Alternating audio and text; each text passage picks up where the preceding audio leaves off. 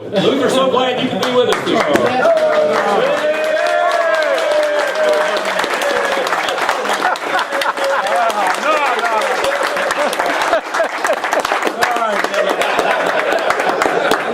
I am happy to be here. My voice is back.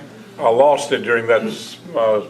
What did I have? A splint put in my. What is that? What do you call those things? Stent. Had one of those stuck up through here. And How much did it cost you? let me tell you a quick story about that.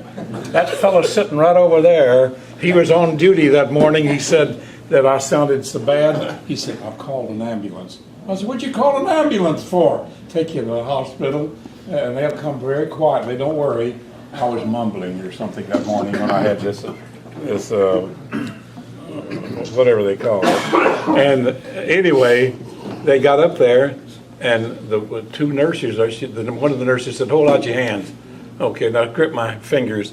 Now wiggle your tongue," and I wiggle my tongue, and just two or three other little things. "Come on." "Come on where, honey?" "We're going to the hospital. You've had a stroke, a slight stroke." So they loaded me up, and I went to the hospital. I was in the hospital for 3 weeks. Anyway, a lot of people over there. One of them said, and I heard this myself, and I had to get tickled. In this big room where they prepare you to go in to be operated on, there are a lot of other people in there. One of them, like a doctor or the doctor's assistant, and so he walked. He said he thought I was asleep. I was on the bench or what do they call it, gurney. And he said, "That's Luther over there." He said, whatever we do to him, let's do it right, because if we don't, we're all through in this town."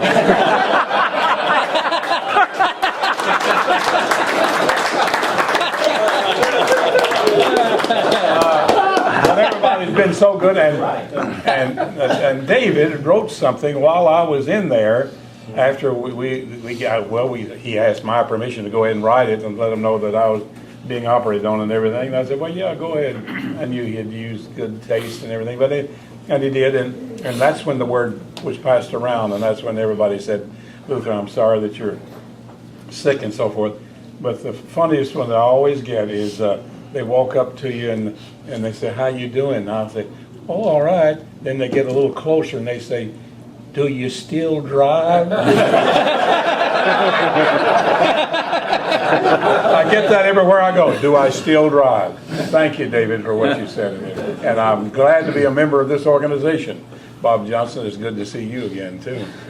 It's great. Somebody said, how old are you? And I said, 87. This coming month I'll be 88. Golly. But why do you stay in it? Because I love it. I love being able to help people on the air, and I just love doing it. It's just a great profession, and I'm glad to be able to do it. And you going to sing me a song now, Brother Rogers? Anytime you ask. But it's a great business, and I'm glad all of you guys are sticking with it as long as you have. And I'm just glad to be here. Let's see if something else I was going to say about my age. You drive your age. That's speaking of it for you. This happened in the hospital. Somebody said, "How do you do it, Luther? You're going on 88 now, and you look pretty good. You really do. And look like, how do you do it?" I said, "I get up in the morning, I shave, I bathe, get my clothes all together, and before I go to work that morning, I touch the tips of my shoes 50 times without stopping. That's how I keep in shape. And then I take the shoes off the dresser and put them on." Thank you very much. I love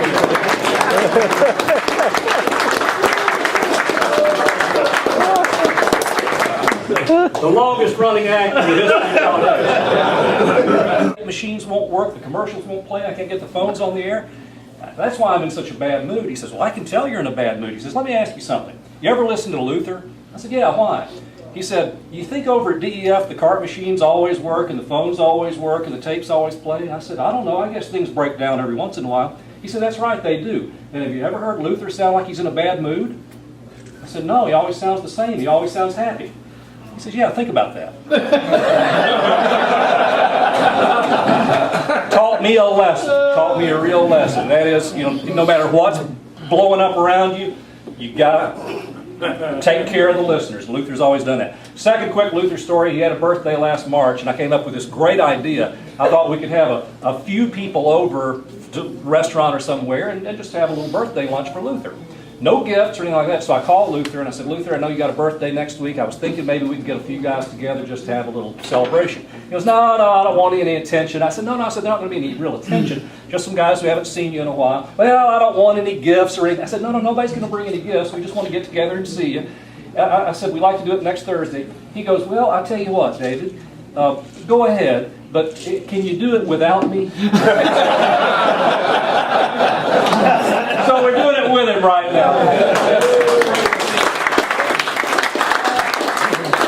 And like everybody else says, it's just an honor to be with you guys. Gary Mack?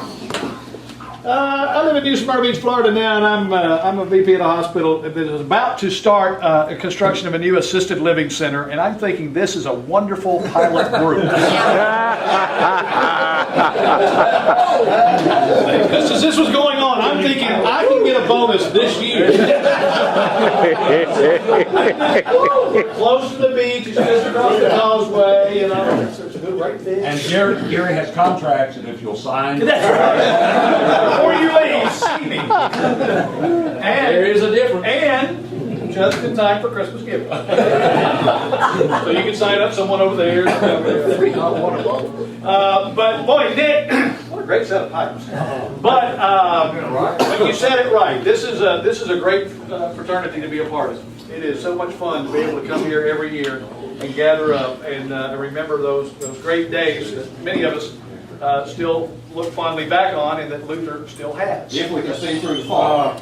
So you all excuse me, I'm 87 now, 88 next week. Next week? I gotta go to the bathroom.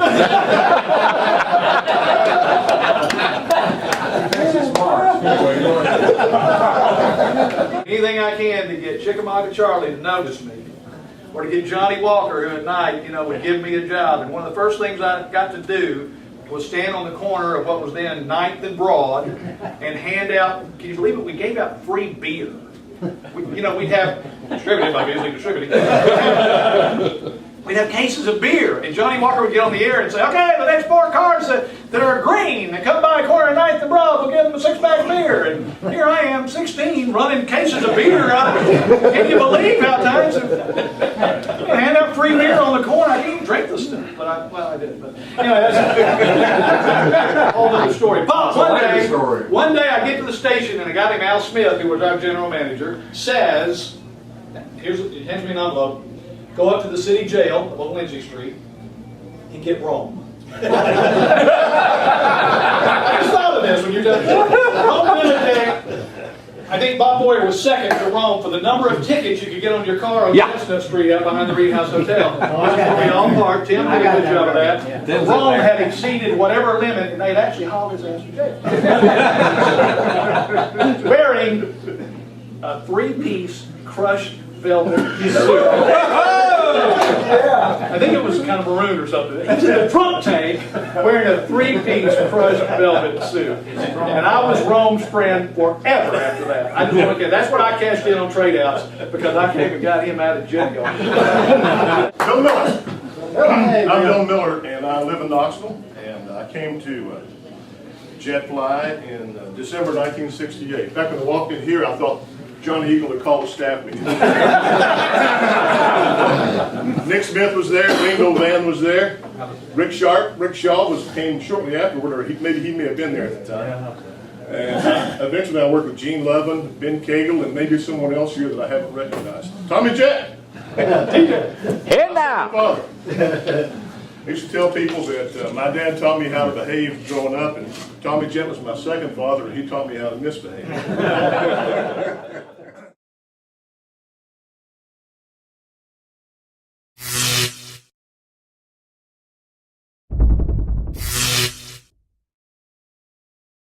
You